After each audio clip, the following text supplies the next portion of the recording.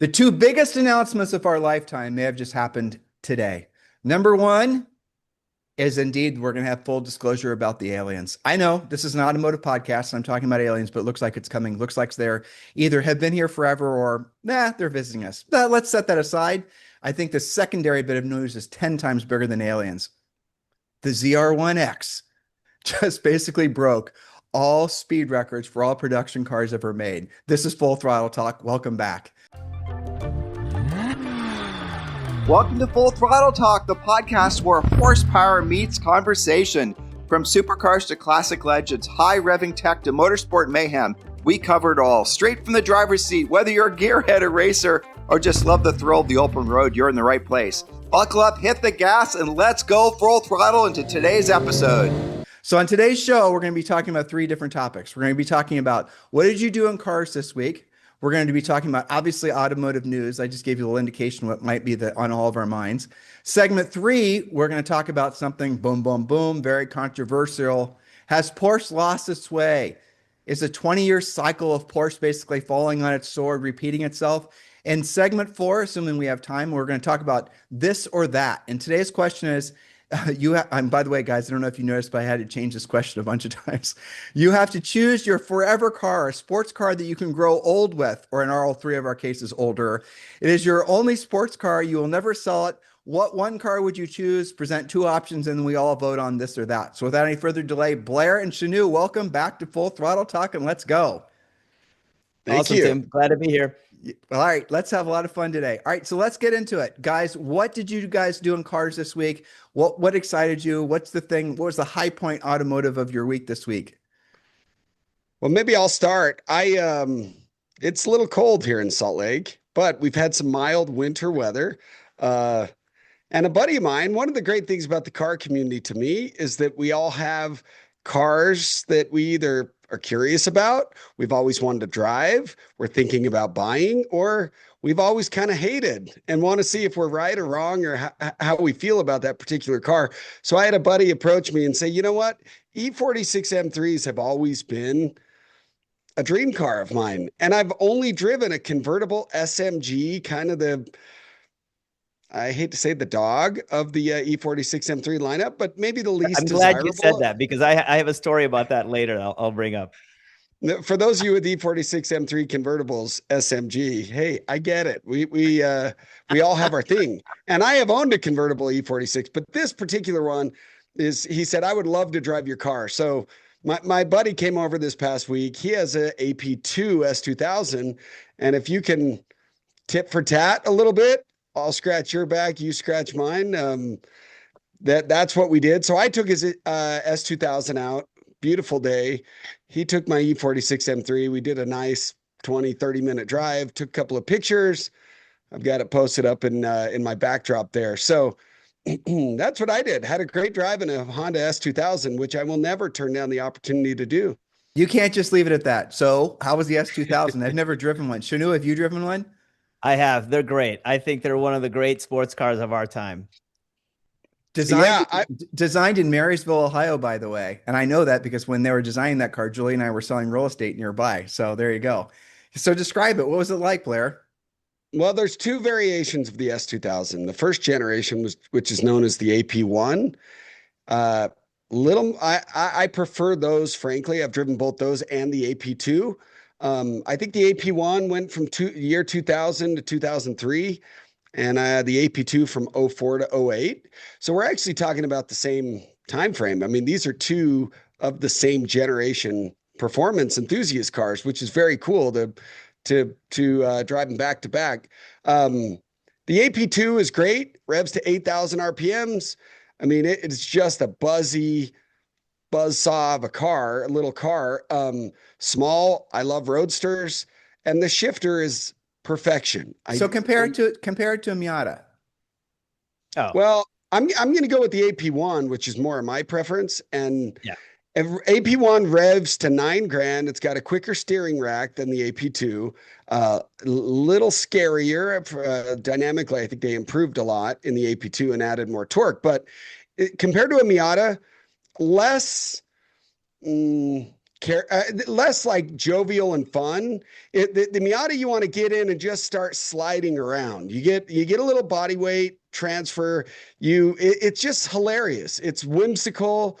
Whereas an AP1 or an AP2 S2000, little more of an edgy, hardcore, got this kind of let's go, ring me out and push me kind of vibe.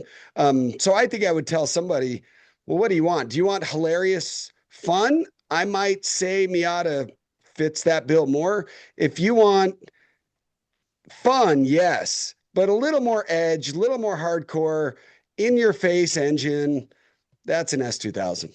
You concur, Shanu, or would you throw a Oh Lotus? yeah. I mean, listen, Honda is a company that is known for their engines. They happen to wrap cars and motorcycles and planes around these things, but they're really an engine company first. And that engine in an S2000, one of the jewels of our lifetime, absolutely wonderful, wonderful engine. That first version of the S2000, the rear suspension's a little bit more dynamic, a little bit looser.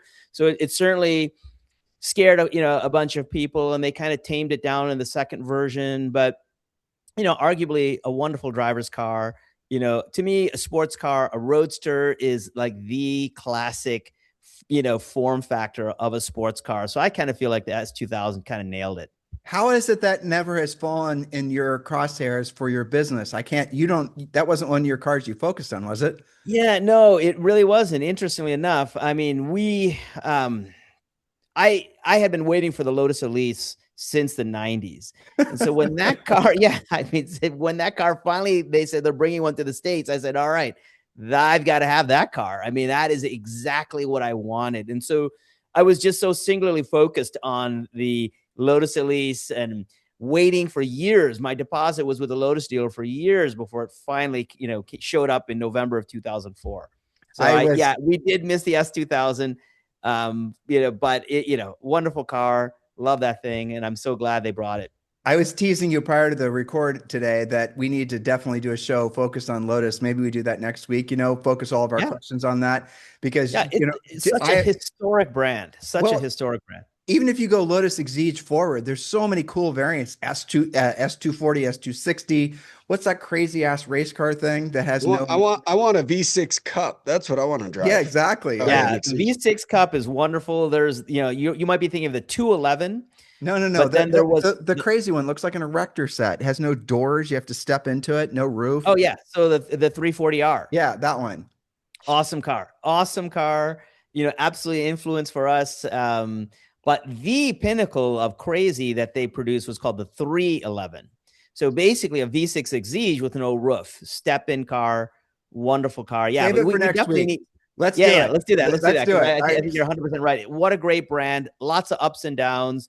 Amazing, amazing brand. So what did you do in cars this week? What stands out in your mind? Oh, by the way, if you're watching us on YouTube, or if you're not watching us on YouTube, we do put up pictures behind ourselves. But if you're just listening to us, behind Blair is a picture of a beautiful E46 and his S2000. And of course, Shanu is going to bring a picture of a Lotus to tease all of us, and not just any Lotus either. So go ahead, sir. Yeah. So this past week, we've finished up some tuning on a Lotus Emira. So there's a new variant of the Emira that has the AMG 4-cylinder. So we managed to get into that ECU, unlock it, and tune it, and we've made significant amount of power. So super excited about that. That engine, once it fully gets uncorked, it's going to be the performance, variant to have.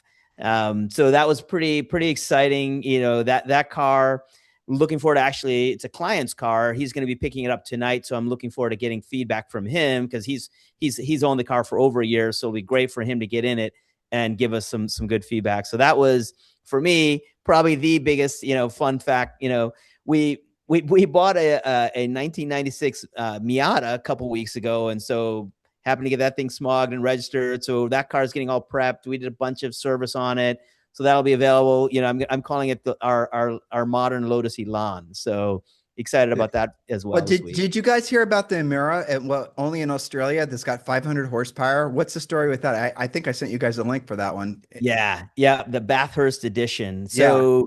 Yeah, again, smart stuff. The importer there in Australia, they decided to make a variant for themselves effectively to just generate buzz and excitement. And that's exactly what manufacturers should be doing. I think in this case, it was probably prompted by their importer to create a variant that would be, celebrate one of their great racetracks and create some buzz around the car to get people excited. And when you do that, like these special editions, whether, it's a Speciale or Scuderia or, an ST or R or whatever. I think these are wonderful, smart strategies. And yeah, but just so I'm clear, that was a dealer that essentially the Australian network essentially modified that car. It was it wasn't an official, it was an official Lotus product, but only because of that dealer network. So I'm not 100% sure if they modified it. I think it was done with Lotus, hand in hand. And they must have, convinced Lotus, hey, look, we'll buy 15 of these and here's what we'd like to do with it. And, Lotus is always keeping a few things in their hip pocket when it comes to their cars. That's why there was an S220 and an S240 and an S260 Exige.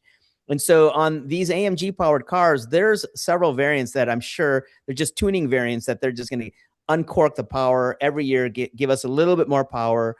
For example, when they introduced that car in the UK, it made less power than the one that we actually ended up getting here in the States. So I think that's all it is. But I think it's a smart strategy, and I think it's going to work for them to keep some buzz going, down under. When we do our Lotus show, probably next week, let's all, we should focus on some of the Lotus resto mods. You and I have been, sharing information about that. I actually shared it with all you guys.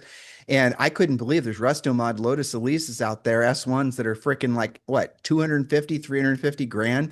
It's making your RS look even better, So yeah, well, as far as the price point, so maybe I made a mistake. Maybe I need to raise my prices. Well, I researched. Go ahead. I was going to say that's probably a great time to congratulate Shanu on a Matt Farah review of that 111 RS. That I had people texting me about that. He's gonna. That better be his automotive news. But let's move on. So that better be. Tim, your video in your background is some go-karting. So yes. I got to hear about what the island life on the go-kart track is like. Well, basically, long story short, it's my dream. I quit go-kart racing and all racing. I'm getting mesmerized as I'm watching my own video. But I quit all racing basically when I was in my 20s because Julie and I wanted to focus on building a business. And I always promised myself I'd get back to go-kart racing. And fortunately, the family that basically develops our community, they have a big passion for go-kart racing as well. They were going to build this track specifically just for their family. And then someone had the bright idea, why don't we open it up to the community? And that's what they did. Long story short, that is actually my daughter, Zoe, out there because she's getting into it as well. And we're a go-kart racing family. Julie and Zoe are going to share one and I'm going to have my own. And these go-karts, if you guys don't know anything about them, they're not like the types of go-karts these are Tony Karts, but they're all branded Lando Norris. They're electric. Mine's going to have 43 horsepower. I think theirs has 34 horsepower. The carts weigh 200. Mine weighs 260 pounds. So you're talking about something that's legitimately fast. There's a straight, maybe if we watch long enough, and that's Zoe. That's her first time around. Look at her. She's cooking. Wow. Yeah. Yeah, it's awesome. She's 12. Look at her. That's crazy, right? Very cool. I mean, it's incredible. But in any of that. So what was that like as a dad watching? I cried, honestly. Really? Yeah. I cried. I did. Because look, you can watch joy. Well, I was totally proud of her. Then Julie went out and let's just say no crying there. It was super slow, but Zoe's oversteering at every corner and catching it. And I'll tell you where I was really impressed. She drove it off the track and then she just drove it right back on step and kept on doing hot laps. And she was lighting the tires up coming out of the apex because these things make so much torque. But anyway, they're real race parts. Yeah. And down the back straight, mine will go almost 70 miles per hour. So long story short, it's been my lifelong dream and it's a massive, I'm very happy. I guess is all I have to say about that. Of course, I could talk about it forever. That's so cool. So cool. But when you guys come visit us in Puerto Rico, we'll go to this private track and you'll understand completely if you don't already. Oh, okay, here we're coming up on the back straight. You can see it right after this turn. Sorry, I got to change my screens. All right, let's move on to. Well, Go ahead. When I do come, I've got twin 13-year-old boys, so we need to get them out there. Yeah, no, 100%. And furthermore, there's some loaner carts that you guys could use, and they could definitely experience it. You know, I don't know if you guys have ever really been in anything that, so go-kart I don't want to waste time talking about it, but long story short is go-kart racing, unlike normal motorsports racing, is completely different. And you can learn racing skills from go-kart racing, but it doesn't directly transfer to actually racing, for example, you know, a real race car, because there's no suspension, not real suspension on a go-kart. You can control that. There are essentially, you can control camber caster. There's little sway bar things you can build in, but it doesn't flex. The only thing it's flexing is yourself. But these things pull such consistent G forces in the turns. And when I came back in after I did my hot laps, Guillermo, who was running the track, he said, you need to get a rib guard. He said, because you're going to fracture your ribs and not know it until after you're off the cart when you try to get out, because the G forces you're pulling on both sides of your body. Okay. So does that sound fun to you? It sounds fun to me. That's awesome. All right, let's move on to automotive news. All right, this has been there's a lot of automotive news that's come out in the last week. Always is. So Blair, why don't you go first? I don't want to make this a total rant, Here we go. Episode. But as you see in my background picture, my first automotive love is BMW. And I read an article from Autocar this week saying that the BMW M2, they're now going to put the xDrive all-wheel drive system onto the M2. No. And it's like, my first question is why?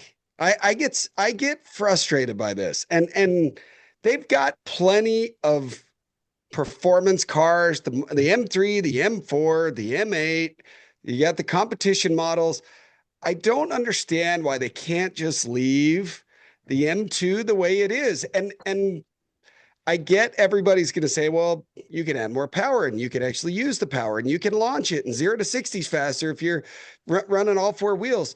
But the other thing that they're going to say is, well, rear-wheel drive limits the ability for many to daily drive this car. And I just want to share, two winters ago, Salt Lake City had the snowiest, wettest winter in the history of the state of Utah. I mean, it dumped snow like you would not believe. And, it was seemingly every other day we were getting 3 to 6 inches of snow. It was unbelievable. You want to know what car I was daily driving as a commuter? I do about 2,000 miles a month, every single year. It was a BMW M2. It was a 2016 M2. I bought it like a day or two after Thanksgiving, and I thought, I'm going to make this thing my daily. I'm going to see if I can do this 2+2 rear-wheel drive manual. It was the first OG M2, they call it. And this obsession, and I live in a winter climate. You guys don't. I know, Tim, you've lived a variety of places. You're both from, originally from the Midwest, I believe. Are you from the Midwest, Janu? Yeah, I'm from Detroit. Oh, I didn't realize you were born there. Wow. Okay, cool. I wasn't born there. I grew up there. I was born in India, but I grew up in Detroit. Ah, good. But, everybody says, well, if you're in a cold weather climate, you got to have all-wheel drive. And that's one of my biggest pet peeves. You would not believe I got Blizzak tires. But Blair, what's the real reason they're doing that? They're not doing. Yeah, it's 0 to 60 times. They're doing it more so they horsepower. It's because they're changing their tune and they're getting away from it's like the S2000, right? The version, the first, I don't remember all the nomenclature, but you guys were both agreeing that the original S2000 is the car to have versus the upgraded or the next generation. Well, it's because what happens is that once they satisfy the very tiny niche of enthusiast buyers like you guys, then the next round are the posers, dare I say, and they're looking for a different experience than the original guys. And that's what's happening. And so that's happening with Porsche. That's exactly it's happened with all the different manufacturers. They make the cars so that more people with less skill can drive them. It has nothing to do with all the things that they claim. And they get heavier and they get more luxurious. And then they start selling people decal package and stick in paint. I mean, that's really what it is. Well, and I'm okay with them having some of those variants. Totally. If that's what somebody wants, but why not keep a variant that is different is one of my big gripes. The other, and this is part of why, maybe part of the reason some of this is happening. So I also just read, we should talk about it maybe down the road. Car and Driver, if anybody still subscribes to that, they just put out their top sports cars of 2026. One of those was the Z4 M40i with the manual transmission, BMW. And, you know, I love Car and Driver. They do a great job, but they put the pros and cons of each of these models that they're reviewing or talking about. One of the cons for the Z4 manual was that there was no all-wheel drive option. And I about fell out of my chair when I read that. It was like, that is not a con. I don't understand.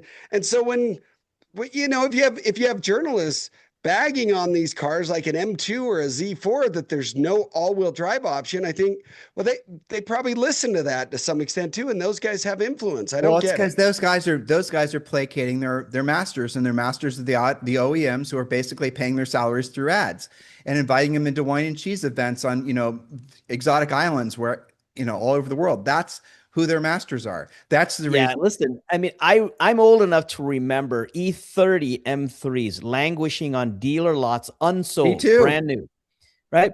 I moved to California 26 years ago, and there was a dealer in LA that had an E36 M3 lightweight, unsold, you know, sitting there. And so the problem is that's where these manufacturers have these experiences with these really cool, great specialty cars, and they don't sell enough of them. They're like, you know, again, to Tim's point, they've got to water it down for the masses that aren't as hardcore. And so I think that's effectively what they're doing. GT3, the original 996 GT3s, we had one of those. Same damn thing. They couldn't give those cars away. 360 CS Ferraris, John Stradellis, they couldn't give those damn things away. I mean, it's a Scuderia, it's 430 Scuderia. Now look what those cars are doing. But I mean, yeah, it's all about the Benjamins at the end of the day. So automotive news, Shanu. So I was glad to see that Audi is still going to come out with this EVTT.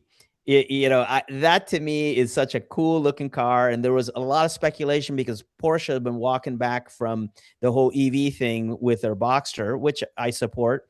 But I was thinking, oh, maybe this Audi is going to get the axe as a result. To me, Audis have always been a little bit more about GT, a little bit more luxury, less about hardcore. And that TT that I have in my backdrop there, I love that thing. I think the styling's great, and I would drive that as my daily driver. So anyways, I was kind of happy to see that thing still, you know, under development and going to be coming to the market. So is that it is an EV or not an EV? It's an EV. So you right now, Mr. Lightweight, you're basically signing up to basically okay. All right. As my daily driver, I mean, I live 3 miles from my office. You know what I'm saying? It's like this is, to me, the kind of perfect car, you know, to drive back and forth 3 miles. You know what I'm saying? Shanu, do you really think Audi vendors and stuff that I go to? So if I remember correctly, sorry for interrupting you, sir. Do you think that they're going to actually come out with that car now that Porsche shelved the 718 yes. EV? And didn't they say that there was going to be a shared platform between those two? You think they're still coming out with that thing? That's what they're saying. That's this Audi CEO is saying, hey, listen, we know Porsche are pulling back, but we are not. And so I think, you know, look, Volkswagen Audi Group have made the investment in the platform. And so probably a lot of that expense has already been had. And so, you know, it's a sunk cost at this point, and they can continue to move forward because I think Audi, again, that's the proper positioning in my mind. Trying to make Audi into a Porsche competitor, I think that's a mistake. There's no reason for them to do that. And I think that this is where these companies are losing their way. And I think we're going to be talking a bit more about that later in today's pod, I believe. But we are. I'm excited about this car. I like EVs for a daily driver. Again, it's a different tool for a different task. You know, I'm not driving my Lotus Elise every single day because the car doesn't even get warm by the time I get to the office. You know, the only time I really drive that car is on the weekends, in the canyons, on trips with friends. That's where that tool, you know, works for that particular job in my mind. Blair, you had a question or a concern? I agree. If there is a market for this type of car, I think Shanu's right. It's with Audi, not with the Porsche Cayman Boxster. And right, because it is more of a GT, they are more comfortable cars. That looks luxurious, spectacular in my opinion. Stylish. So we'll see. I won't be a buyer, but like I said when I started this off, we love to share our cars and drive our friends' cars. So I'll come down and give it a go when you buy one. 100%. Absolutely. So I have two little quick bites of news. First of all, in the Ferrari world, the pecking order has always been, I'll just make it real specific about the car that I have behind me. If you guys are not watching us on YouTube, behind me is a picture of a GT3, 296 GT3 race car. So the essence of the way the Ferrari pecking order has always worked, just using 296s as an example, is or I'll actually make it simpler. So look at the back of the 488. Many of you guys know what a pista is. So you had your 488, you had your 488 variants. Maybe it was a GTS Spider, maybe it was a GTB Berlinetta, whatever. And then for the select chosen few, you got option to buy a pista, right? All the politics that went behind being selected to buy a pista aside, we'll just say that's the way that's always worked. And so Julie and I had a pista. We were given we have a 296 GTS. We were given the option of buying a 296 GTB Speciale. In other words, not a Spider of the fancier version or the race car version of the 296. I didn't want a coupe. I wanted a Spider. And so my dealer is very nice. And they said, well, if, we get another GTS allocate, or, it's a Aperta version of, that's what they call it. They don't call it a Speciale GTS. They call it a Speciale Aperta. So they said, if we get another allocation, we'll offer it to you. And I'm glad I passed on it because the reviews started coming out and people said it isn't what it's been. The Speciale wasn't as special as the previous, versions of the special cars. The 488 Pista was completely different than the 488. The 430 Scuderia, which we also had, was completely different than the standard. Yes, completely different. I didn't have a 458 Speciale, so I can't speak to that. Now, again, so you would go with base car, then you go with the special version. Now they have base car, then 296, then they have the 296 Speciale, and now they have something above it. And that's never happened before in Ferrari world. And so the Speciale is no longer the really special one. It's now the middle child. And being a middle child, I can tell you usually get the least amount of love and respect over time. Okay. And then I'm a middle child too, so it's hilarious. Okay. And then, okay, Blair, your turn. How many kids in your family? Well, I have 3 kids. How many kids were you? You. Oh, there's 7 of us. I'm number 6 of 7. Okay, well, so there you go. That explains his personality. He was overloved on. He's so nice. All right, yes, and so now above it you have one, and it's rumored to be called the 296 Challenge Stradale. Who knows what it's going to end up being called? But it's going to be more of the race car. So I don't know really how to wrap my mind around it, but I'm going to try to get one nonetheless. So that's the special version of the Speciale. What does that do to the Speciale, buyer in terms of what does it do to the resale values on those? And here's what's really interesting. The CS version now, and you can tell by looking at the spy shots, no hybrid. Okay. So they see that will be awesome. I hope they do that. I really hope they do that. But think about this, Shanu. So they're Ferrari. This is what's interesting. Ferrari is going to come out with a genuinely lightweight car, and it's not going to have the hybrid, which means it will have less horsepower than the standard, lower variant cars, and it's going to cost a hell of a lot more. Nobody's ever done that before, and I genuinely am excited about that. Outside of, let's just be honest, Lotus, no one's ever done that before. They're actually saying we can sell a lower horsepower car because lightweight is going to make this thing so exhilarating to drive. That's exciting to me. What do you guys think? I love it. I'm so excited to hear about that.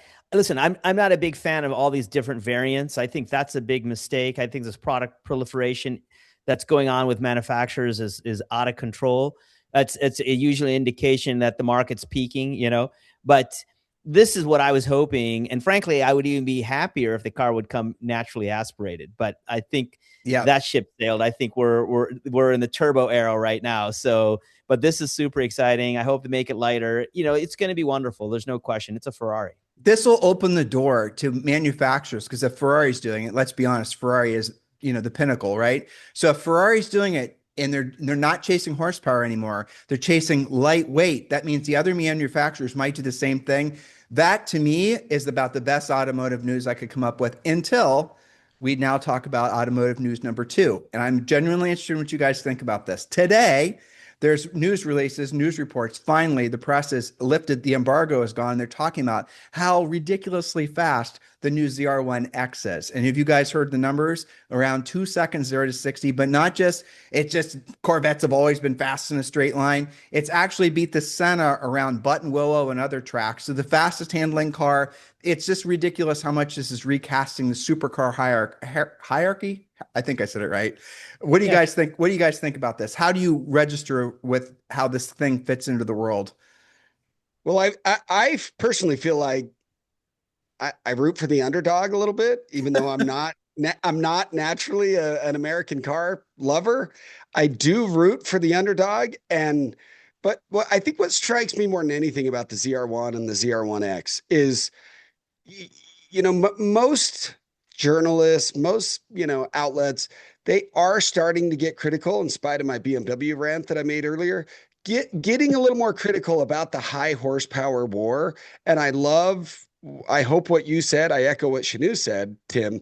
I hope Ferrari is going to do what you are projecting them to do. But what strikes me about the ZR1 and ZR1X is, yes, they're incredibly fast. Yes, they're incredibly competent on a racetrack. That's been proven. So the engineering behind it is unbelievable. It's not just horsepower, but most of these guys and gals that review the car say it's genuinely fun to drive. And so that's what has me curious, where normally I might say that's cool. I like that Corvette exists. I like that they're, showing up all the manufacturers that are making cars 3, 4, 5 times expensive. But if they are truly genuinely fun to drive at moderate to lower speeds, and I've heard that's the caveat right there. Yeah, and I've heard these things are so fizzy. But I've heard they're so fizzy. They're so alive when you're in the car and make such phenomenal noises. And then if you combine that with a little bit of texture and feel, that's how you make a car like this fun at a moderate speed. I would love to try it. Blair, what are you thinking? I'm sorry, Shanu, what are you thinking?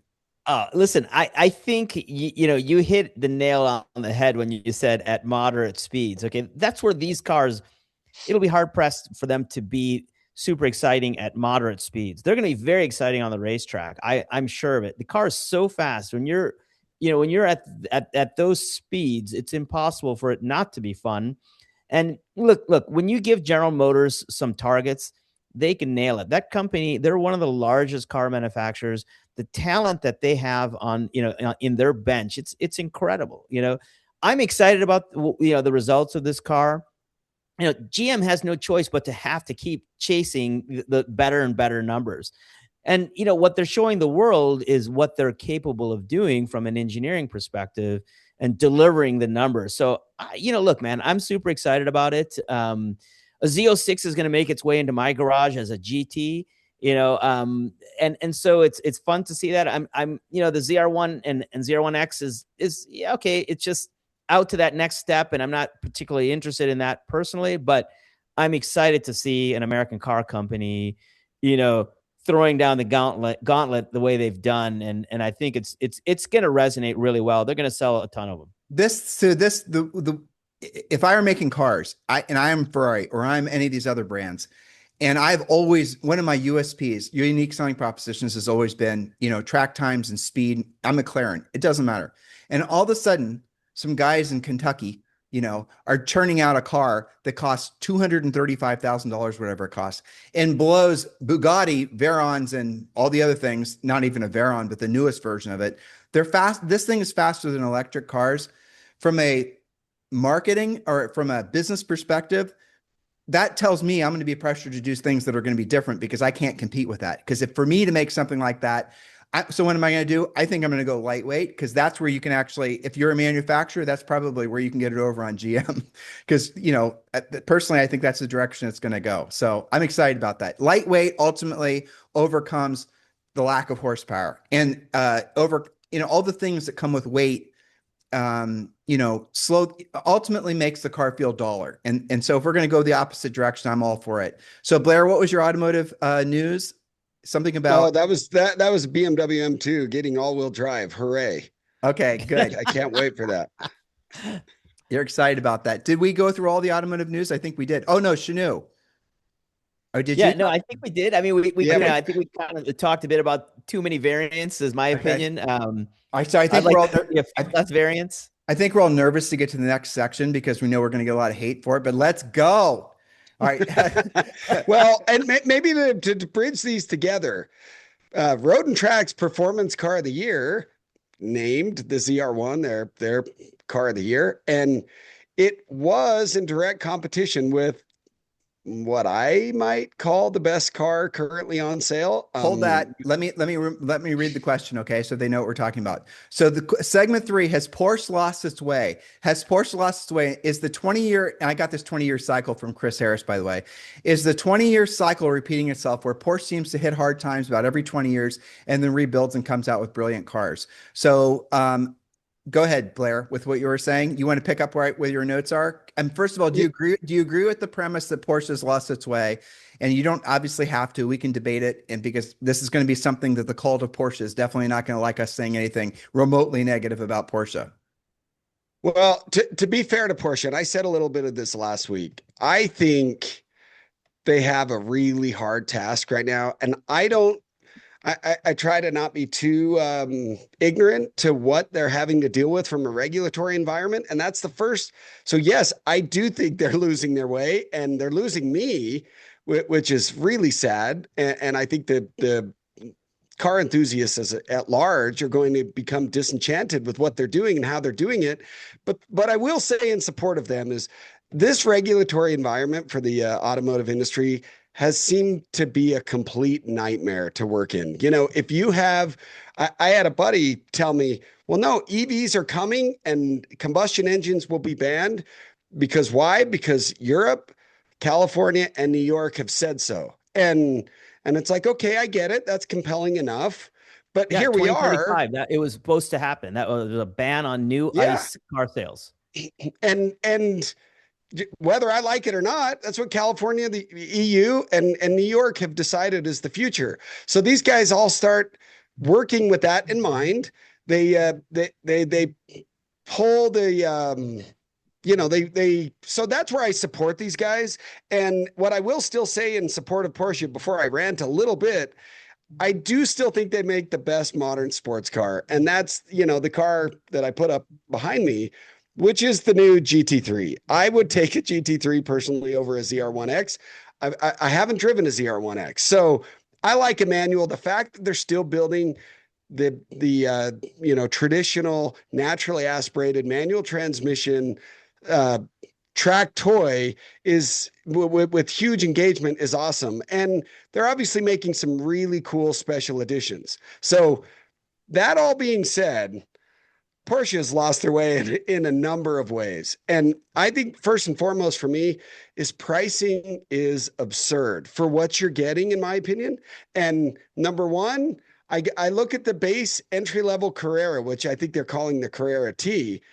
You go look for those things, they're 880 grand MSRP. You want an interesting color, you go to the configurator, they want to give you nothing but grayscale colors and make you pay up for it. You want Guards Red? It's $1,600. It's really Guards Red. Yeah. I thought that was it used to be a standard No, color. It's not. Guards Red is $1,600. Go to the Corvette, go to the BMW configurator, you name it. Isle of Man green, you want orange, you want purple. It's $600 for BMW. It's free or included in the cost for a Corvette. Hey, it's Blair, open up chat. Open up chat on Zoom. Okay. Got it. What are you thinking, Shanu?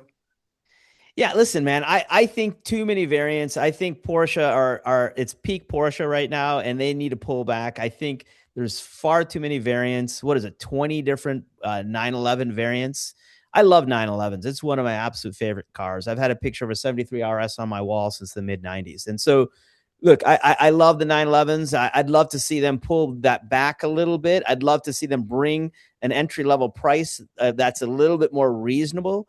I'm with Blair. I think, thinking that a T is getting a $180,000 car seems simply too much. And so I think they've got to be careful that they lose some cachet by having too many things out there and their prices are running, completely out of whack. Look, they are still, a company that has shareholders and they have to make profits, right? So they're looking for that. But I think if you spread yourself out too much, I think you start to lose some of that desirability. And I would love to see them pull that back a little bit. When have you guys turned the AI on the spreadsheet in so it's translating everything we're saying, transcribing everything we're saying? So if you look at the newsletter or the spreadsheet, and it's having a little bit of a conniption. Well, so here's the ultimate problem in my mind that you have with Porsche is that Porsche is being rewarded for producing more option packages and not being rewarded. It's the same problem we talked about with the M2 and all these other manufacturers, even the original Honda S2000. If a manufacturer is trying to chase margin, they're going to obviously do more accessories and more decal packages and more things of that nature. And it seems to me that's the direction that Porsche is going, versus like here, let's just put it this way. So the new GT3 is turbocharged. The GT3 has always been a motorsports engine. Like the parts were transferable. If you put any RS, you put them up on lifts and the part numbers are the same between the motorsports variant and the street version. Is that new GT3 RS motor with the turbocharged? Is that a motorsports motor? It's not. There is no motorsports motor that I know of that has a turbo on it unless they're going to start making it. So that means they're stepping away from one of their core USPs. And that kind of is frightening in my mind.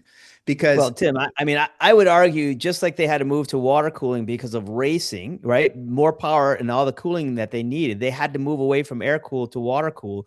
I think the turbos are probably the only way they're going to stay competitive on track is adding a power adder like a turbo in order for them to compete with a ZR1, for example, in endurance racing at a very high level.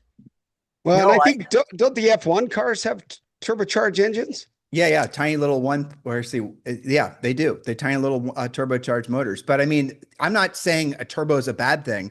I'm just saying one of the USPs that you always had as an RS Porsche owner was the fact that it had essentially a race motor in it. You can't say that anymore. It's not a motorsports motor unless something changes. And I guess that's fine. Most people, like we were talking before, won't care. It's faster. All of a sudden now the GT3 RS isn't that much slower than a ZR1, and people are going to be happy about that. It goes back to try to make something for the masses, and people would rather chase numbers than chase experience. So maybe I'm wrong, but we'll have to see. You guys have anything else to think about this or any other thoughts about this?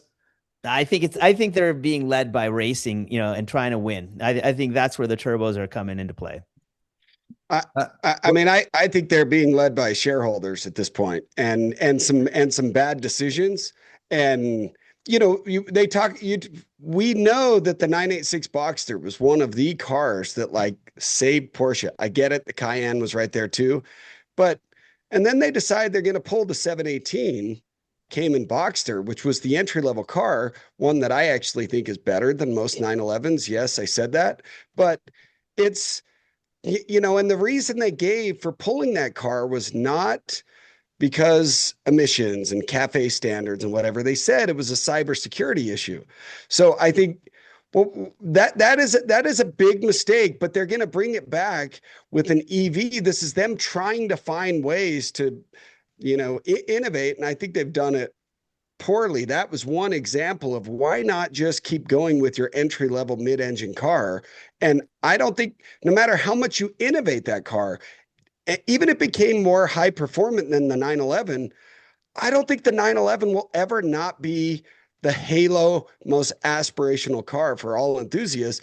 That it's the icon. It is the greatest. So they could have kept developing the 718, in my opinion, and given entry-level enthusiasts, younger buyers, a way in besides a $180,000 Carrera T that you're going to get in gray. It's so of all the Porsches, you guys, I'm sure will agree that the Carrera T is the definite, probably arguably the best variant, because the others have gotten so expensive, and that's just at list. You add on all the extras. I'm not sure if I can wrap my mind around a mid 300s GT3 RS. And it's not like those things are scarce. They made a mess of those cars. How those things hold up long term, I don't know. I think I don't remember the exact production numbers, but the GT 992, RS, 5,000, 6,000 of those things. That's a lot. It may be even more. I don't think anyone knows yet. So here nor there. Well, Chris Harris made a comment that I thought was so fascinating, and I've been thinking about. He said on his podcast is that the GT3 should be the standard 911. Yeah, And he my did. question is, what does he mean by that? Because those are The $300,000 motor. cars now. That's what But he's yeah, talking about. exactly. So That is, yeah, it's if they're all turbocharged, which they're all turbocharged now, don't you think the minimum level of experience should be essentially what you get from a GT3? I mean, that's what it essentially was. I mean, Shanu, you said it earlier. I want you to talk about that. What's the danger, I mean, of having too many variants? Because there are dozens of, 911 variants right now. Is it just confusion? People don't know what the hell they're getting? Yeah, I think there's market confusion. Certainly, you're trying to fill all these little segments, and all these little specialized, customers. But I think there's a cost associated with that. These are all different part numbers from a manufacturing complexity, from a dealer complexity. There's a lot of real cost that they're incurring that they may not really fully realize. And so I feel like, yeah, they should pull back.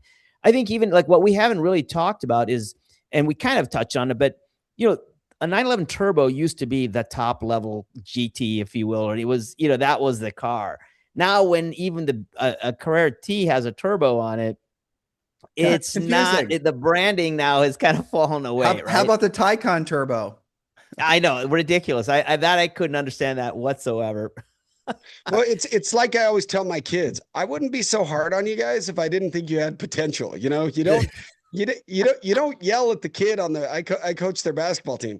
I don't yell at the kids who they don't quite have it in them. It's like everybody wants Porsche to be great. We all love the brand. It's like, and that's what's so frustrating about this. And this is why I consider buying a 718 Boxster 4-liter is because that they were still making a naturally aspirated motor up until like 12 months ago. And that was the entry level GT3 in my opinion. You want to hear something crazy?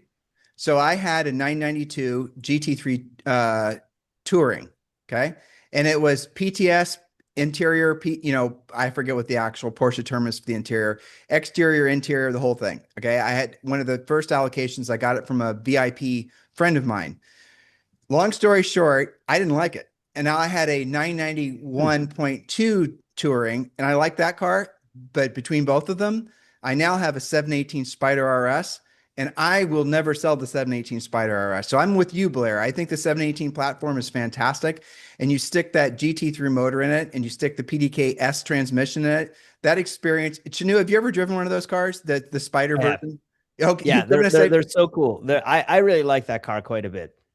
Yeah, it's bonkers, right? And people bitch about it being too loud. I'm like, okay, it's not for you. move on. And the crazy ass pop-up tent top. I mean, but it's incredible. Yeah. So I think that's where Porsche, the other thing that's really troubling this is a silly thing perhaps, but the new 992s are so freaking big. Yeah. It's a whale. Why does nobody say that? Because they're worried about it hurting somebody's feelings. I want Porsche's feelings to be hurt. I want them to go back to making light cars that made them special in the first place. Get back to what made them incredible and stop chasing the weights and the sizes. Stop trying to appeal to everybody. I mean, that's a mini rant. Blair motivated me. What are you guys thinking? I'm sorry. I think now's the time for them to kind of, wean off of all these variants and just make a handful of really special cars. Agreed. Offer a good lineup of performance cars, and then every couple years come out with a variant like an R or an ST or a Safari. I think that would be a good strategy. Pull back right now a little bit, get people, I think Porsche is a great company, and I think just like anything else, when you drink too much, you get a bit drunk, right? And I kind of feel they're a bit drunk right now on all the excesses that they've been able to enjoy these last 10 years. But, look, when they had the 918, they were having a hard time selling them. Okay, they really were having a hard time selling those cars. And one of the incentives that they came up with is if you buy this, you're going to get access to all of our special cars, right? And that allowed people to get the Rs and the STs and the Safaris and everything else. They were first on the list. So, they've seen difficult times. Now you can't even imagine, if they came out with a 918, successor, it should sell out instantly nowadays, right? But, yeah, to the point of Chris Harris saying every 20 years they're going through these issues. And I kind of feel like right now they're at that moment again. Yeah. I hope they lick their wounds fast and get back to what they're best at. That would be wonderful. And maybe, frankly, with Ferrari coming out with their top tier mid-engine sports car being focused on weight, that's going to give Porsche permission to no longer give a rat's ass about the fact that the ZR1X, is faster than it, because it out horsepowers it, and then get back to lightweight. That's, I think, exhilarating the possibilities that our near future is going to hold for us. Blair, you were about to say something? Yeah, no, I was just looking for a little more perspective on Ferrari, and how Porsche is starting to feel like Ferrari. And when I think about that, I think, yeah, paint to sample used to be something rare. It used to be something very special. And now I think, well, what they're doing is feeling like they're trying to herd everybody towards paint to sample by stripping out all the interesting colors, or their, GT3s, to your point. Those used to be, and again, I love it. I think it's the best car sold today personally, but there's so many of those things they built and so many for sale. You mean the search. PTS? Yeah. Do you know who makes it? Go ahead. They want you, they're building ton of GT3s now. So they're going to water down their best product. Go do a search, see how many are for sale, 992s. And then everybody, it's like, if you don't have PTS, you don't have anything. So I have a question for you. Okay. First of all, you guys know who has the best PTS out there? Who has the best paint to sample of all the OEMs? Who? Cadillac. Really? Yeah, the Blackwing. You can go and I didn't know about this until we went to Car Week last year. We went to this Cadillac display, the CTS, whatever the heck it is, the Zootin one that competition for the M5. If you go to you can actually spec a billion different colors, way more than Porsche PTS, and the interior. How crazy is that? Wow. Nobody does it, but it's fantastic.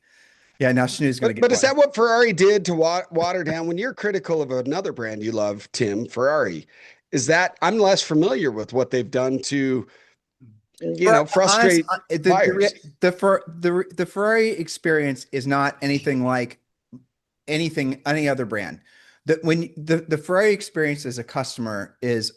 Let me just put it this way. Let me ask it in the form of a question. If all of a sudden Porsche started depreciating, if GT3s lost 20 or 30% of their value in the first 2 or 3 years, what would happen to the Porsche Mystique? Shanu, what do you think? Yeah, it's going to plummet. Right. What do you think, Blair? It's a simple, what's going to happen?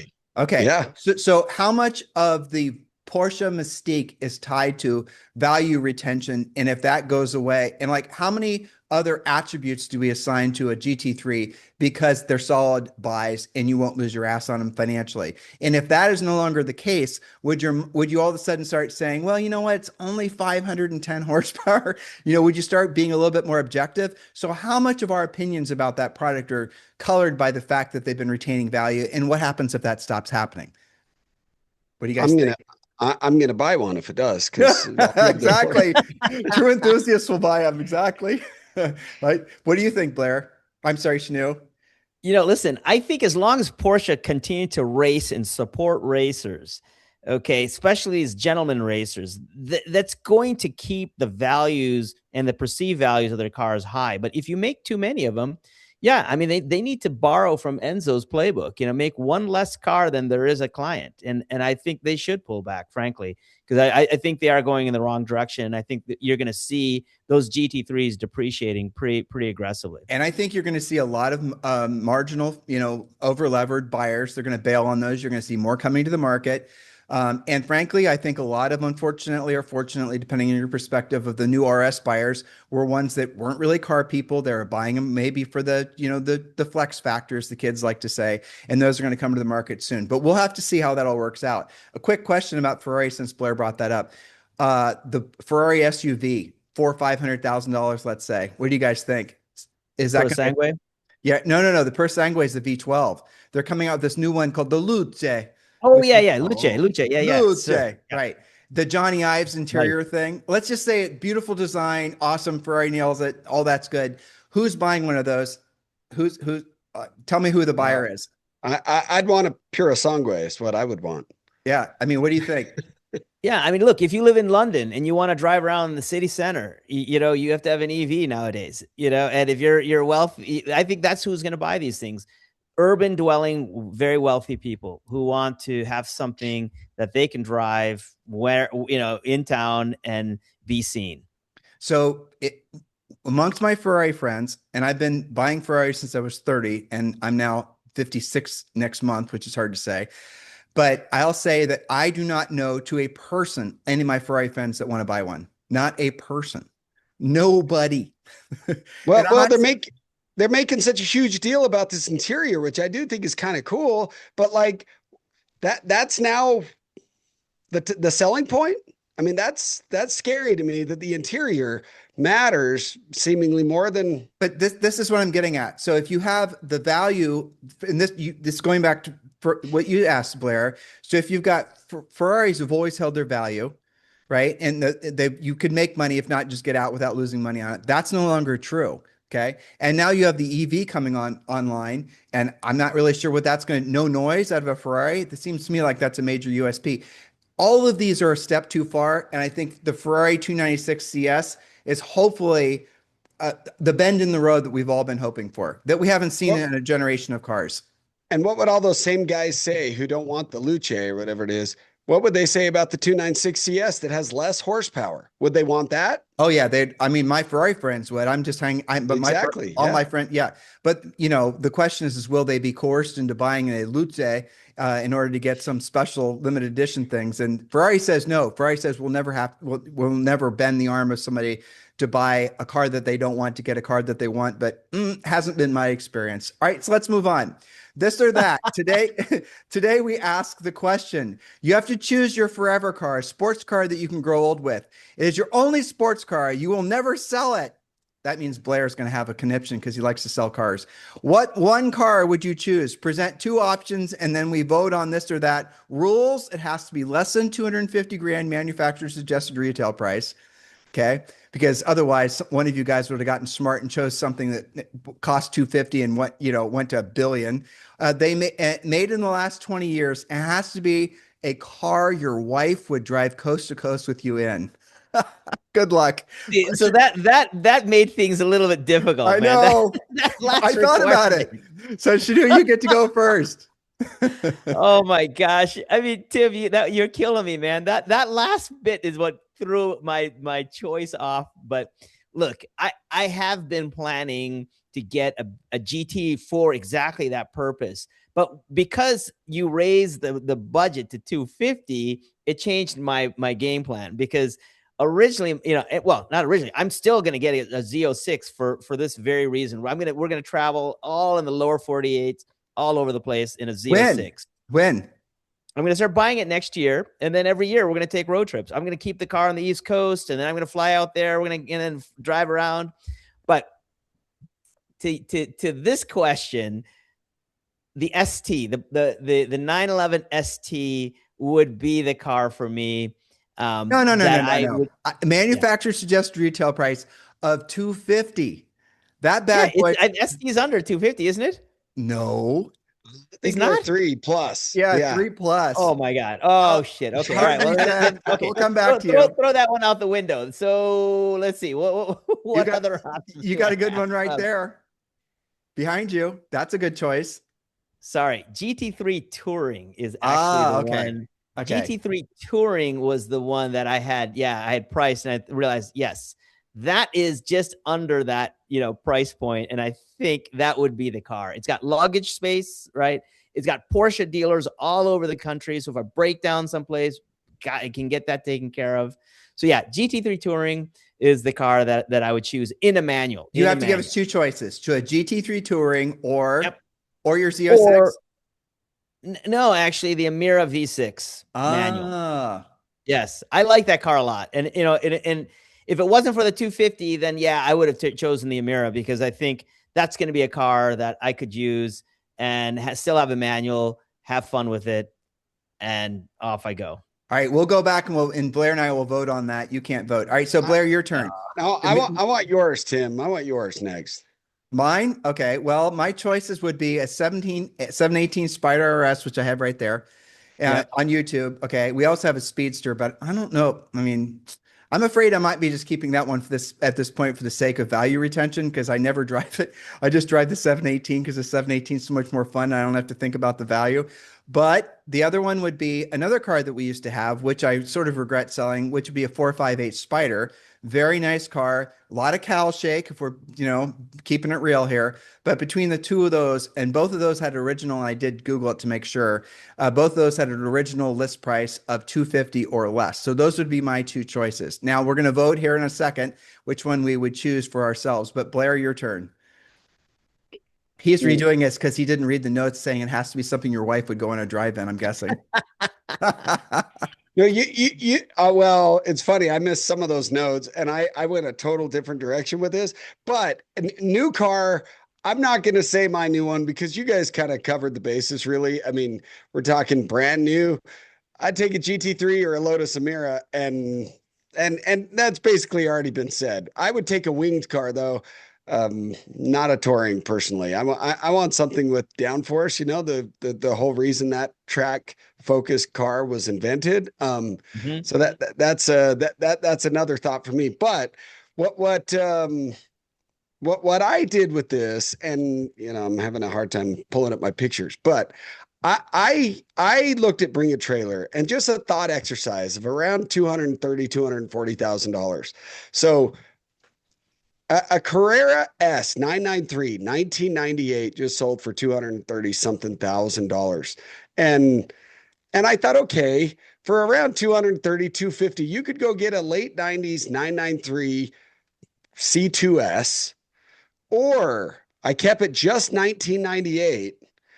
Would you rather have that, or would you rather have a Ferrari F355 coupe with a 6-speed manual and an E36 M3 four-door sedan? So you just basically made your own question is really what you're saying. I did, yeah. Didn't even follow the instructions whatsoever. No, We're going to remember that about you. No, you better have AAA on speed dial. And you know what? And Shanu and I are going to punish you for not reading the instructions. We're going to choose the one most likely to break down every 20 minutes when you and your wife are driving across the country. Right? That's what we're going to do. You're going to be getting divorced real quick. She's listen, I'm sick of being broken down. It's a good thing I did, because after all that Porsche hate, we'd all choose GT Porsches, No, I would. Okay, but I want to go back to something Shanu said, and he's got a picture up there, and I really want to talk about this. Drill down on this with me, you guys. Your idea of buying. Okay, so Julie and I and our daughter, we drove around the country, did exactly what you said. Started out in Dallas in a Audi RS6 Avant, which we still have. So that was incredible. But if it were just Julie and I, your choice, I think, would be the perfect car, because the Z06, any C8 Corvette, wherever you'd go, you would never catch any hate for it. It would be a great touring car. So arguably, especially with those things, what they're selling for right now, what can you get a nice Z06 for? Like less than 100 or right around 100? Have you checked? I haven't, but I think there's, you can get one under sticker now. Yeah, you can get them at $100,000, right? Yeah. About $100,000, a 2LT, like mid spec. There to 125. Take your pick. So explain to me how that isn't just ridiculously good value for the money. Is really let's just use real words, is really the snob factor the only thing that's holding that car back? Or am I wrong? You're the engineer. I don't know what the hell I'm talking about. No, listen, man. I mean, there's no question that the snob factor matters to a lot of people. When you're spending $100,000 or more on a car, the cachet that comes from the brand, it matters to a lot of people. I could give a rat's ass about it because I'm about the performance. I'm about the engineering. I'm about how it looks. I don't really care about the brand. I mean, I've never owned a Corvette. So truth of the matter is, this will be the first Corvette. One of my daughters is completely, beside herself in disbelief that I'm buying a Corvette. She still doesn't believe it's going to happen. I'm like, you watch, kid, I'm buying one, And so, the thing is, it's, as enthusiasts, how can you not admire what they've achieved with that car? The one that's in my backdrop, it's got the asymmetric interior too, which I just think is so cool. Ferrari have done that. Lotus are doing that on the Emira as well. So anyways, I love it. I think it's a great value. And again, I don't want to, it's almost funny. I'm holding myself back for giving such praise to it because so many people will pigeonhole us being Corvette people. I don't know what a Corvette person is, but I know when I hear somebody saying a Corvette person, I know I don't like that person. And I'm just going to say it because that person is an elitist snob who has a very closed mind about anything other than what they're interested in. And they're missing out on a whole new paradigm that I think has happened because of the C8. Because I'll even drill down even further. If you look at the build quality on those new C8s, just the paint alone is better than my freaking Ferrari. It's true. We went to the Corvette factory last summer, and the pride of all the, for example, did you guys know that the Corvette guy started with, I don't remember his name, started with Porsche. He was racing Porsche 550s in the 1950s. Did you know that there was, yeah. And the whole thing. But if you look at the build quality of those cars, it's not that different from an exotic. And I don't get why people can't get past their, their egos and see them for what they are. An absolutely brilliant game-changing car. What are you thinking, Blair? Have we talked you into a Corvette yet? Well, what I'm thinking is, well, why do we do the things that we do? Yes, ego matters, but why do I keep buying E46 M3s? There's some sentimental factor going on there, and when the first loves and that emotion for me tends to steer more German, honestly. But the other thing I'm thinking about is, okay, what's a Carrera S cost? It has to be just like a well-option T, has to be $180,000 to $200,000. And you can't get that car in a manual transmission. So if you're asking me if I can't have a GT3 in a manual, and I have a hard time buying a T and a Carrera T in a manual, would I rather have a Corvette Z06 for 125 or a 992 Carrera S for 200 grand? I'm a Corvette guy at that point. I 100%. But what does that mean? What does a Corvette guy I buy mean? the Z06. I would buy it if all else is equal. Now, Chanu said it's not happening, and they are not going to put a manual in a C8 Corvette. I've heard rumors to the contrary, and if they're going to potentially make a 6.7 liter motor, a unique motor just for the Grand Sport, why couldn't they put a manual transmission in this thing? Now, again, Chanu, he from an engineering kind of development standpoint, he disagrees. But if they do that, now suddenly, well, hold on. I'm hooked. You're blasting your mic out a little bit. 4 fingers. And Chanu, why couldn't they put a manual transmission in that? They developed one. Didn't the Tremec develop a manual that works in C8s? Well, I think that was like an aftermarket type development by Tremec. I don't think the factory, I don't think Chevy was involved in that, the Corvette team. I could be wrong, but look, here's the problem. Every variant of powertrain that you come up with, from engine to transmission has to be emissions tested. So the cost to do that is significant. And, most people know that the manual option does not get ticked by too many people. And I think there's a reason why the Corvette is a great value. Is because they make a lot of them, okay? And you have to have some reasonable volume in order to amortize the cost and keep your retail price low. So yeah, I mean, I think I can't imagine a 6-speed is going to make its way into this car. As much as I'd love to see that, I don't think it's going to happen. So when you look at, for example, where I have behind me in my image there, you're looking at obviously a C8 Z06, and that car you can basically get for 225. I think that's a ZR1. Oh, I'm sorry, ZR1. Yeah, you're right. Yep. Okay, this car, which Julie and I bought in 2008 and 19, that car now it's a Pista. Those things are now in the mid 500s on up. Okay, this car is 720 horsepower. We can compare horsepower and all the rest of it, and the Corvette's going to win. I just don't think from a driving perspective, truthfully, I don't think that the Pista is worth the difference in price. It's not worth twice as much. And even if it were, the market says it is and says I'm wrong. It's too precious to have any fun with. And that's the reason we always go back to these inexpensive, relatively speaking, lightweight cars, because you can go out and have fun with them. That's the reason I think, frankly, your drive around car around the country of the Z06 is 100% what I would do too if it were just Julie and I. It's a home run car. All right, let's go back and vote. Okay, so we each had our suggestions of what we would choose. So 100% Blair is getting my vote is he's going to get the 355 for not listening to instructions and have breakdowns constantly. So I want the E36 M3 too. So yes. Okay, well, that's true, but you I can want only the take 2-car combo. So what about Blair, I'll buy you the AAA membership that you're going to need. I've heard those are terrible, by the way. So yeah, that's why you need an E36 to go with it. Yeah, I exactly. bought an E36 M3 new, so I love that car. Yeah, we did too. What year was yours? A 99. Ours was a 97. It was a 4-door Cosmos gray with that orangey interior. Oh my God, that's wild. Yeah, mine was Docker yellow too, the light yellow. Two-door. How old are you, Shanu? 58. Oh, that explains it. Yeah. You look like you're 48. Shanu. That's the reason Blair's nostalgia about the things that you and I basically, because he's just a little bit younger than us. That's right. So they're old cars to him. Yeah, exactly. All right. So I guess I'll take the punishment next. If you guys had to choose the car for me, what would be of my two choices? Yeah, and your two, say it again what they were, Tim. I'm having to check my notes. 458 Spider and a Oh, and he's, a he's gonna 718 get, RS. He's going to get me back, isn't he? Yeah. So if I 458 Spider or the Spider RS, two Spiders. Well, I've got two problems. If it were my car, it'd be different. But you said wife has to go with you.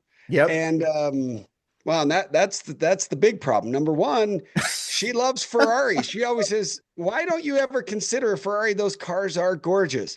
And number two, she would 100% get tired of the noise that Spider RS makes inside the cabin with the roof up.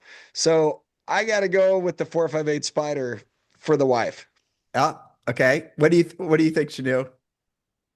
Well, look, I'm going to try to keep you married, man. So I think that the 718 is the right solution for marital bliss, so that you're not broken down on the side of the road, on that cross country trip. So Porsche gets my vote. Yeah, I think I'm going to probably, well, to his point that you've driven a Spider RS, haven't you, Blair? Yes. Okay. And he is right. With the top up, holy crap. You're literally inside of a drum and someone's beating on it constantly. I mean, it's torturous, but you take the top down or you move that snap in back window. It's a completely different experience. What was your experience driving that car, Blair? Share it with the listeners and the viewers. Well, I drove a Cayman GT4 RS first, and then I drove a Spider RS. And yeah, with the top down, the Spider RS is awesome. I like genuine fan of it. The 4RS, the thought that kept coming to my mind was also an awesome thought was, I cannot believe Porsche made this. I can't believe they had the sense of humor to and got it through to make this noise inside the cabin. But I love raucous. I love an aftermarket exhaust. I love loud induction. I think I would get tired of a 4RS. So incredible cars, both of them. But yeah, I would choose the Spider for sure over the Cayman. Well, can we hover there for a second since we got Mr. Lightweight Sports Car on there? Is there a future with these 718 RS variants that the market is yet to discover? Because they do appear to be somewhat of the last of the breed and they are special cars, but all the criticisms that people have about the 718 the 718 GT4 RS, I wonder if that's just because of the whole 911 thing wanting to, overshadow the 718. But if you take the 718 in isolation and look at it for what it is, I think it's a badass car, like truly an incredible car, even with all the noise. What do you think, Chanel? 100%. It's dynamically a better car. The architecture is simply better. There's just no arguing about that. As drivers, as enthusiasts, a mid-engine car is superior, period. And again, how much faster do you need to go? Those cars are extremely fast. The pace that you can maintain with a car like that on a fun, twisty road, you don't really need to go much faster. Let me point something out that's really funny too. So when people are saying why the ST is so 911 ST, which sells for, $650, $750, it has no rear wheel steer. Think about this, Blair. So people say it all the time, on our touring rear wheel steer. And I can tell you, it definitely was more precise when you were driving it, aggressively. But it definitely took away from the overall experience, made it feel more synthesized. No two ways about it. The GT4 RS and the Spider RS, no rear wheel steer, and it gets criticized for it. What they don't need it. Well, exactly. No, they don't need it because it's a superior architecture. The 911 is inferior. Let's just be honest. It's a rear engine car, and so there's the I love hook. them. Hey, I'm glad it's just not me who's going to get all the hate after this one, Shanu, after that comment. Listen, But I what? love 911s. Okay. I don't mind a car that's loose underneath me, that understeers going into a corner and oversteers exiting, but the problem is it's dynamically inferior. So they have to come up with all this crazy, suspension geometry and rear wheel steer and other things to correct what is fundamentally wrong with the car, which is the weight bias. Well, what I will say though is I drove the Cayman 4RS back to back with the 992.1 GT3 in a PDK. So the comparable car, and I think part of what I mean, Cayman Boxers are always going to get hate because they're not 911s, but that car was also developed in 2013 with the first Boxster, the 981. The interior is identical inside. Now, that doesn't bother me. I happen to love that generation Porsche interior, the 981, 991, 718s. But, Mhm. when you jump into the 992 GT3 back to back, number one, I did notice a difference in the suspension. I thought it was more compliant. It rode a little better, frankly. Mhm. And then they've continued to develop obviously that front end with the double wishbone. It's a sharper car. It changes direction more quickly. And the interior, though I don't like it better, feels more modern. They continue to invest into that platform. Those And those then cars, but those cars without every option checked. Have you ever seen a base 992 without everything being covered with leather and Alcantara? It's miserable. It just yeah. is. It's plastic. I saw when we were up at Car Week last year, and I couldn't. It was cool. It was a real base 911T, which I appreciated, but it did not feel special. Those cars do to me, the 992s start to feel like Audi parts, like parts sharing. And whereas you get in a 991 or a 718, 981, that feels so Porsche to me. And there is nothing like it. And so, but I do think they've continued to develop the 911. They kind of stopped developing the Cayman Boxster, which I already said earlier in the podcast. I think that was a big mistake, but I think that's part of where some of the that love for the 718 runs dry, and it gets some of that criticism. But incredible cars, and in fact, the time I drove the Spider RS, I said my wife would get tired of the sound. She was with me, and we took my buddy's car for about 30 minutes. She jumped in the passenger seat and she loved it, but the top was down and it was only 20, 30 minutes. And I mean, what an incredible machine. So if you have to choose between what he's got up behind him now, which is again a C8 and a comparable Porsche in the same value for everyday use, are you still going to just lean into the Porsche, and why? No, if it's a C8 and like a base Carrera or a Carrera S, no, I'm taking the C8 at that point. If it's a Spider RS, I'm taking the Porsche. What do you think, Shanu? Same thing? Yeah, I can't argue. If I could only have one sports car that I didn't have to take my wife across the country in, the Spider would definitely be the car for me. Okay, too. so I got good news for you guys. My wife's a stud, and she would have actually chosen the Spider RS. That's awesome. She is. Yeah, exactly. Now, Shanu's this or that. He chose the GT3 Touring or the Amira V6, and where I chose the Ferrari in your scenario, Tim, I would absolutely choose a GT3 Touring with a manual. My wife would love it. I would love it. And I'm considering buying an Amira V6, so I love that car. But I'll tell you why that's the wrong answer. You ready? I had one, and let me tell you, that is a loud effing car on the inside. People will say you had the wrong tires on it. Maybe that's true. But the amount of noise in the back of a Touring without back seats is extraordinary. And the noise doesn't have a way to escape. And you got to remember how that car is designed. It's not the engine noise, which you want to hear, or arguably the exhaust noise. It's the freaking wheels, the tires in the back. It's so loud. So, and if you look at the price difference between the Amira and the GT3 992 Touring, right? If you look at the price difference, I'm going to say it. For the trip across the country, I'm taking the Lotus. I thought this was a money no object, so I actually didn't have to come up with that additional 150K between the Lotus and the GT3. So yeah, if we care about money, then yeah, that becomes a lot easier. It's an incredible value given how expensive these Porsches have become. Cool. Yeah, absolutely. Yep. All right. You guys have any other thoughts? Any other comments or things to come to mind? Are we going to focus on Lotus next week, I think? Yeah, that would be great.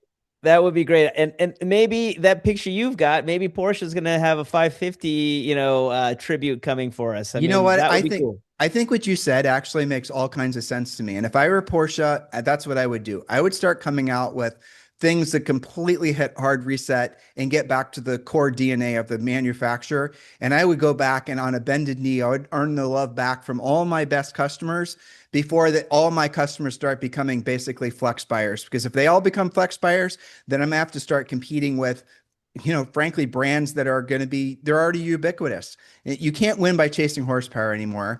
You can't win by chasing Instagram followers anymore because those people are fickle as hell. You're going to have to go back and produce real engineering masterpieces.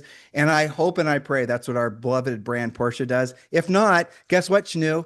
You in your analog car ethos is going to rule the day. I don't know if you guys have been reading the articles that I've been pumping out for the, the newsletter. And if you're not subscribed, it's fullthrottletalk.com. But there's a really good reason to believe that analog cars are going to be the ultimate, I don't even know what you want to call it, desirable sports car into the future as all these other cars sort of become the same. And I'm excited to hear about what we're going to talk about next week as far as the whole Lotus thing goes, because there's so much detail and so much depth. I'll help you create that content if you want to delegate some of it to me, because I know there's a lot.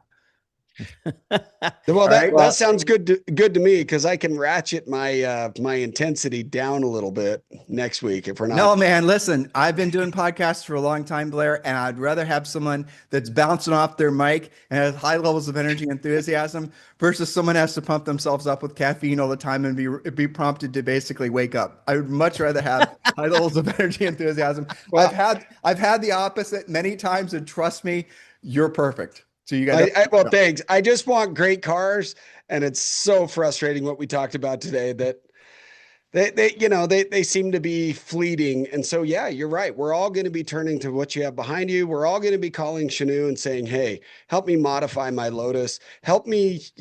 I want a resto mod because sorry, Porsche could have had me for life, and yet they've left me behind. And by the way, so is BMW, but they just make daily drivers that." They're still kind of nailing that if you want comfort and luxury. And why have we never talked about McLaren? McLaren seems like it would be the perfect brand for all of us. It's just because we have McLaren fear. Yeah, I mean, McLaren, there's a number of things there, but we need to do an episode on McLaren because I think it would be worthwhile. It really, because their cars are closer to being analog than many of the other, luxury brands. And so, yeah, listen, guys, we have been spoiled these last 25, 30 years. We've had an unprecedented selection of really cool cars. So I think we're going to have a lot of really fun things to talk about for sure. So this has been a fun pod for sure. Me too. I love it. You guys have a fantastic week. And remember, your homework from today's Full Throttle Talk is to subscribe to the newsletter, fullthrottletalk.com. And also, if you're over on YouTube and you're watching us on YouTube, do obviously subscribe. And if you're listening to us on Spotify or iTunes, we'd really love it if you give us a 5-star review. Listen, 4-star review, thank you, but let's go with 5-star and give us a pithy comment what you liked about today's show. Look, guys, we are car enthusiasts. We're not chasing one particular brand. We are trying to get at the essence of why we love cars, and hopefully you're enjoying the journey because you're probably on the same sojourn yourself. In the meantime, you guys have a fantastic week, and I'll talk to you on the show next week. See you guys later. See you guys. See ya. See ya. Thanks. Bye.